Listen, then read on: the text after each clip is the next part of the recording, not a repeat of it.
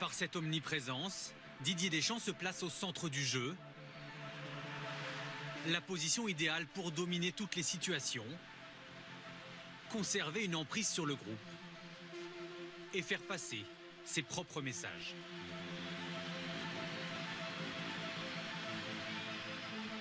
Il fait attention à ce qu'il va dire. Tout est calculé avec Didier. Ou tu l'aimes pas, ça passe ou ça passe pas.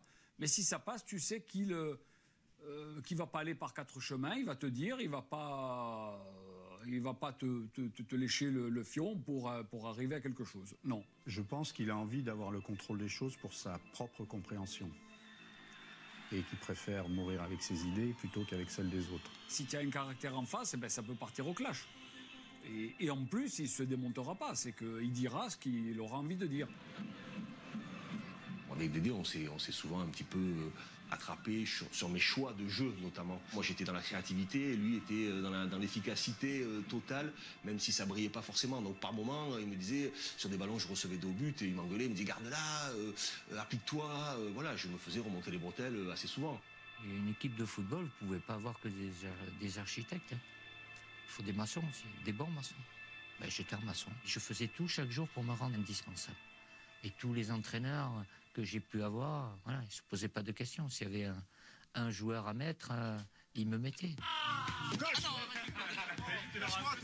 Incontournable Deschamps, 54 fois capitaine en équipe de France, un record qu'il a fait roi de Clairefontaine. On n'a pas la suite là, avec Deschamps. Faut être avec Deschamps pour avoir la suite, sinon t'as la piole classique de 10 mètres carrés. Au-delà de la plaisanterie, le milieu de terrain bénéficiait-il d'un statut à part auprès de ses entraîneurs, auprès de ses sélectionneurs? Et moi, j'aimais bien écouter ce qu'il disait. C'est pour ça que nous avions des contacts privilégiés. Moi, j'allais souvent le voir à la Juve.